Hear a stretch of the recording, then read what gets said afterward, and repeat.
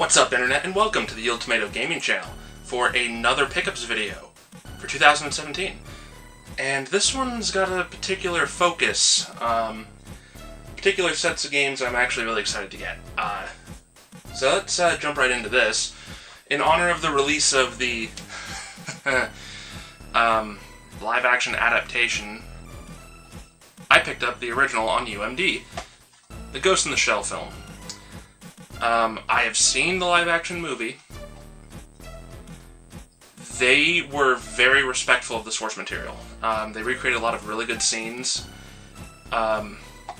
Pacing is garbage. Writing is garbage. Visual effects, pretty darn good and spot on. Particularly at the very end. The third act of the film is really good. The rest of it's really bad. But they nailed a lot of things. The unfortunate thing is the writing is so god-awful that it's almost irredeemable, actually. But I'd be interested to see on how they did a sequel. But in honor of it, I picked up the original on UMD because the original's a really good animated film. If you haven't seen it, you owe it to yourself to watch this movie. Very, very fascinating film. Let's do a couple of games I picked up that are a bit more modern that I found on clearance.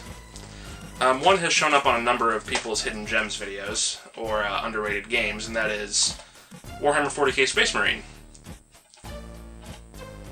From THQ, which no longer exists. Or, well, I guess now they've been acquired and they're like THQ Nordic or something. I'm so confused by how that whole thing's going down. And, the very underwhelming Silicon Knights title, X-Men Destiny. Now these are new, got them on clearance at a department store that's just trying to get rid of a lot of their older games. Specifically because PS4, Xbox One, and now the Switch are really starting to take hold. I got each of these for like $4. I'm not gonna complain. Especially not this one, and this one's just more of like a novelty fascination thing, because Silicon Knights literally buried themselves, which is really freaking hilarious, in my opinion. Yeah, so a couple more games there. Let's see, what do we want to go to next? Let's do this one. As I've mentioned in a couple of previous videos, I'm a huge mech fan, huge Armored Core fan, but I never got all the PS2 titles. Well, I'm starting that hilariously awkward journey. Starting with number 2. Next up is, I think, Another Age, then 3, and then Silent Line, and Last Raven, and Nexus, and oh my gosh. I didn't realize how many games were on the PS2 for this series, so yeah. It's gonna be a journey, for sure. And next, it's a little bit harder to find a game, but it's been on my list for a while, and I ended up just breaking down and getting it right off eBay. This one actually was a fairly reasonably priced one, and that is Tail Concerto. This is a very bizarre game from Atlas, and basically you're an anthropomorphic dog in an anthropomorphic world, and your name's Waffles, and you're trying to take down the Black Cat Gang, because God forbid they don't use some kind of term of racism in here. It's a very cute and whimsical kind of game. You're in a robot.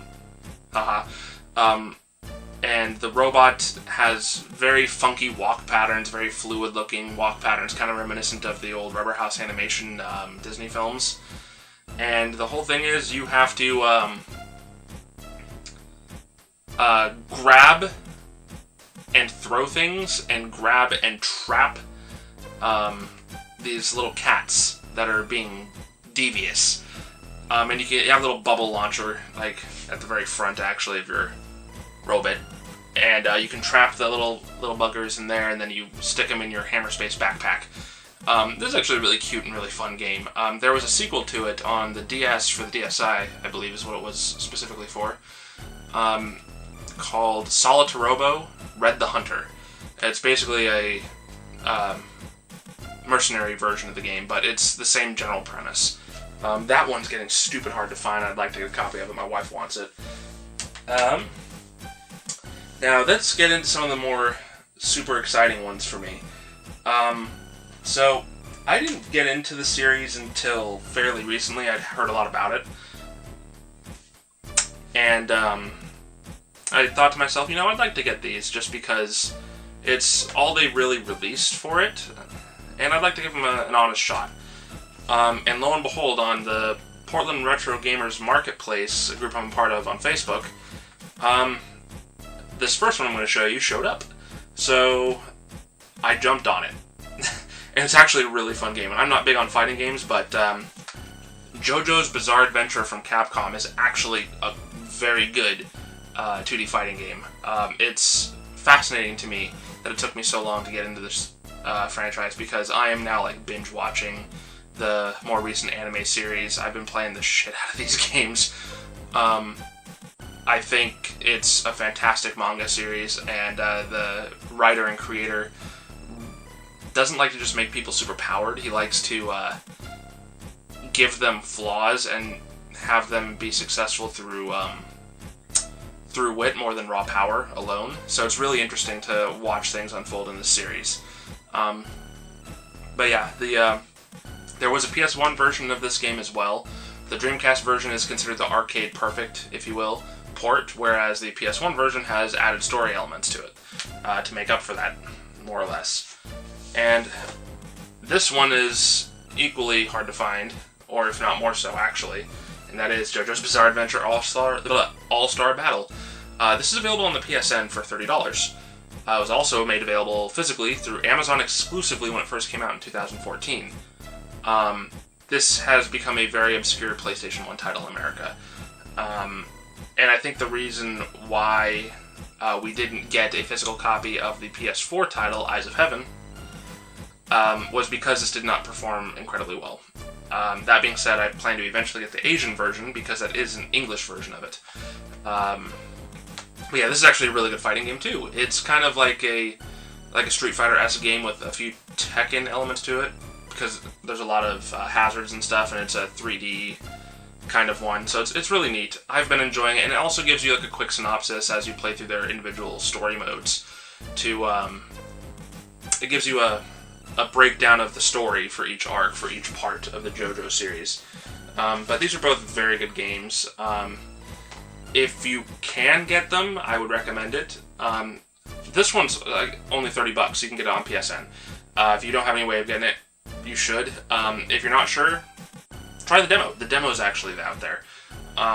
So that's always a neat thing too. I miss the days of demos. Demos are a very helpful thing that we don't have anymore, and it's depressing. But yeah, so JoJo's Bizarre Adventure, read the manga, watch the show, Crunchyroll it, and play the games, because the series is really good. And now, probably the most recent release, Persona 5 Take Your Heart Premium Edition. This is freaking cool. I love the Persona games. My biggest and only real gripe for them is the way they handle their elemental systems. Like, instead of just calling it ice, they call it Bufu. Bite me. Just make it so I can read it and not have to think twice about the actions and moves I make. There's a really cool collector's edition, though. For starters, this is a really cool collector's box. There's a lot of really cool artwork on here that you're going to be seeing here.